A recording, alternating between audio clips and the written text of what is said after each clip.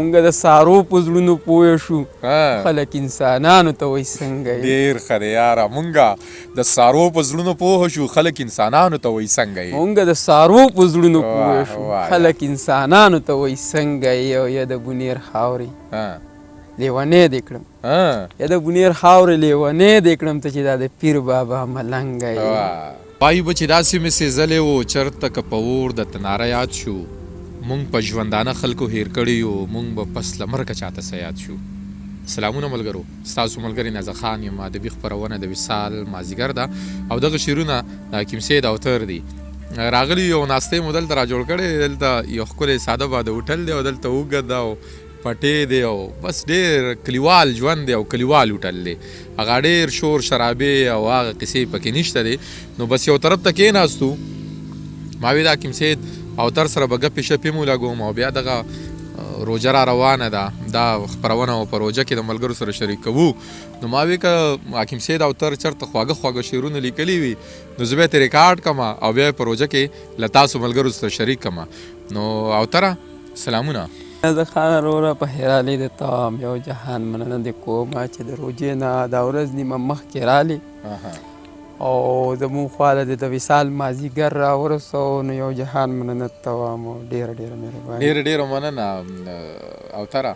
او دغه خو دغه غر چې دی نو بس د دې نه اخوا ستاسو ځای دی او دې خوا دا ملکنډ دی که نه، نو د دې ناویډنډ نه اخوا بیا ملکنډ دی او دا مونږ بس د کینګرګلۍ نه را دې غاړه اوس ناست یو. خدای خبر چې دې ځای کې د څه نوم وایي، خو دلته دغه شمشاد خوړګی هم شته دی. زمونږ اکثر ملګري راځو که نه، مختاري، منیر، اعظمي، ګل منیر روري، دیناوت خان د لیبو، دلاور رور د لیبو، اکثر هم دغه ځای کې پروګرام را جوړ کړو که نه.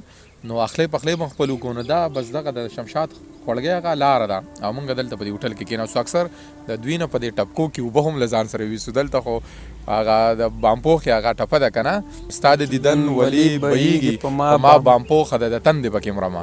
نو مونږ اکثر د دې هوټل نه له ځان سره اوبه ویسو. نو خوشحاله شوم، یو بل مو لیده او دا کار هم ښه وکړو چې د یو بل سره تماس ونیو چې یاره ته چېرته یې او زه چېرته یم. نو بس دغه دی چې زړه وي که نه نو سړی میلاو شي. نو روژه به خو وي، اوس خو روژه نه ده، خو په روژه کې به دغه خپرونه بیا را جوړوم ځکه چې یو ورځ دوه درې پس بیا روژه ده. نو زه وایم که شعرونه دې لیکلي وي او خواږه خواږه دې لیکلي وي نو دغه مسافر ملګري او دغه وطنوال ملګري بیا ګوري نو خوندونه خو به ترې زه دلته واخلم او بیا چې زه را جوړ کړم جو هغوی به ترې هلته واخلي. بس خامخا مسافرو ته مینوالو ته خو د اعظم دلې او د مختار دلې په علاقه یو، هغوی به هم پکې لا بیا ټیکس غواړي.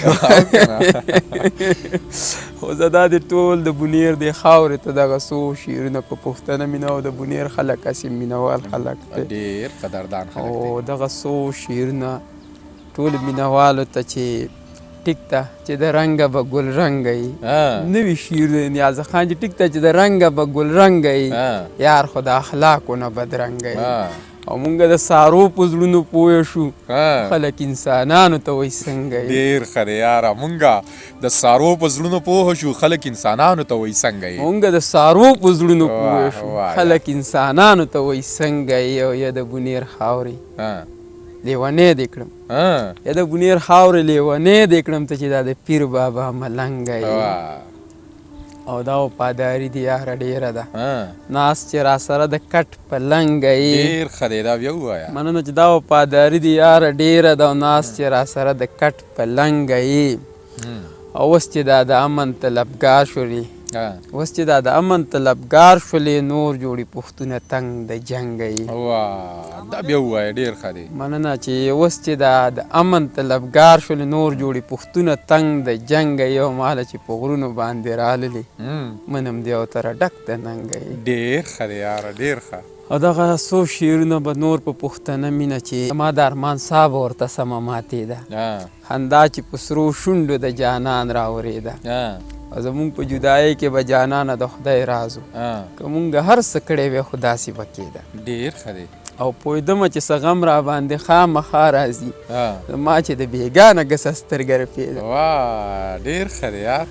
مننه چې پوهېدمه چې څه غم را باندې خامخا راځي زما چې د بېګانه ګسه سترګه را پیدا او تصویر د خپل جنون دې پکې داسې و جوړ کړی غزل ته دې او تره دنیا ټوله زیرېده. ډېر ښه دی ډېر ښه. او دغه یو کتابه تا ته سپېشل ډالۍ کړمه چې د غرور په بام ولاړه که راتاو شوي دوباره به ګورې سر را پورته نه کړي او زما زه د پښتو هم د علم غر دی سم شه بیا به دغه غر را پورته نه کړي. ډېر ښه دی یاره ډېر ښه. هغه څو شعرونه به مینهوالو ته د روجینګ ووایمه چې مرګ به مې ډېر زر ده چې میلمه شي نو څه چې ستا غمونه او څه روجه شي نو او سترګې چې اسمان ته راله سپینې کې میاشت به د اختره له ښکاره شي نو او کله شمار روجې کله اختر ته کوو ژوندی خو په دې چل به پوره شي نو او دا د مارچ روجې چې اشنا ونیوي خوند به یې د حسن هود پیکه شي نو او زار شم د روجې د زبرګې میاشتې نه ورځ پکې د کال امره اوږده شي نو یار چې په روجه کې سوات نیولی دی دلته به اوتر په غره دیره شي نو ډېر ښه دی یاره. مینې په دریاب کې ډوبېدوله به څوک نه وي ښایست په بلا ډېر وي خو کتوله به څوک نه وي زما په غم به ټول خلک خپه خپه ښکارېږي او ما پسې په چغو جوړېدوله به څوک نه وي او موږ هسې په مانځه کې د سپرلو سوالونه وکړل ګلونه په اور بل کې ایښودوله به څوک نه وي او منم چې مستانه ملا به بیا مسلې چیړي خو منصور غوندې په دار باندې خطوله به څوک نه وي. ډېر ښه دی. او تره د رباب په زیرو بم کې به ښکارېږم غزل به مې ویل شي اورېدوله به څوک نه وي. ډېر ښه دی چې بې له مانه یې تپ نشته بل سړي ته او ځان له ناست یم د بېلتون د اور لوګي ته او توره شپه کې مې د سوات په لوري بیایي حق حیران یم دې خپل زړه لیوني ته او ستا د نوم هغه لکیرې پکې نشته ګرانې مه ګوره زما سپېره تندي ته او څه تپوس ته ستړي ژوند کوي او تره ورځې شپې دې لنډومه یې مرګي ته. ډېر ښه دی او یاره دا غزل زوړ دی خو د بهر هېواد نه مینهوال ډېره غوښتنه کړې په څو پېرې راته ویلي دي چې یاره دا به خامخا ووایه چې په ښار کې مو ژوند تېر که په سپرلو پسې ړانده شو د سرو ګلونو مخ ته په کتو پسې ړانده شو یو شور دی یو غوغا د هر خوا دوړې دي لوګي دي د زرکو د تنظرو په نغمو پسې ړانده شو او نیستی راله پنډونه د غمونو په سر کړي اختر دینه مو نشته خوشحالو پسې ړانده شو او تراخه د نفرتونو مو د ستړي ژوند خوراک دی نهر د محبت یو په خوږو پسې ړانده شو او خپل عکس چې پکې سم د آینې په شانتې وینو بهیږي چې د سوات د سیند اوبو پسې ړانده شو او تره ستا غزل په پښتنه ژبه کې راغی ډېره په بل هېواد یو په پښتو پسې ړانده شو. ډېر ښه دی ډېر ښه. خلکو سترګې دې ناجوړه د زړه سره نه شو او دواړه په یو شانتې جوړو کې د نظره نه شو او پکې د یو بل په دیدن چې ښه ماړه شولو نو په اختر څه کوي خبر که د اختره نه شو په ټول وجود مې ستا د مینې اور لمبې وهلې د خپلو اوښکو په دریاب کې مې غوبې وهلې بېګا مې ټوله شپه ترې سترګه پټه کړې نه ده چې ستا یادونه مې د زړه د کور تمبې وهلې او ځکه خو موږ د کامیابۍ منزل ته نه رسېدو په هر قدم به راله خپلو خلکو خپې وهلې د بېوسۍ نه مې په شا ورته کتلی نه شو چې په جړا جړا کې مور راته نارې وهلې او په 80 روپۍ مې خپل معصوم بچی خرڅ کړی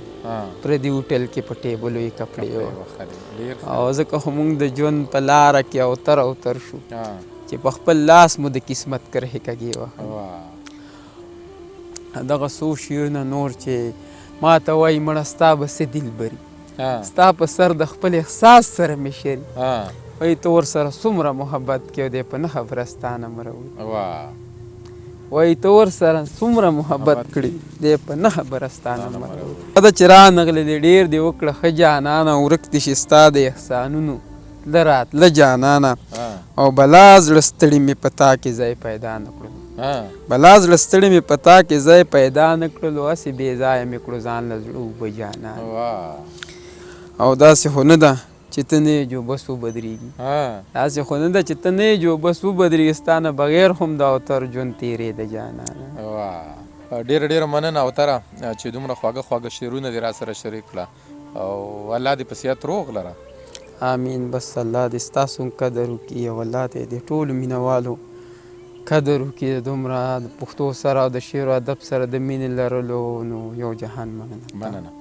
ګرانو ملګرو د وصال په مازدیګر کې مو حکیم سید اوتر واورېد او د هغه د دغې نوي شعرونو نه به م ډېر خوند اخیستی وي.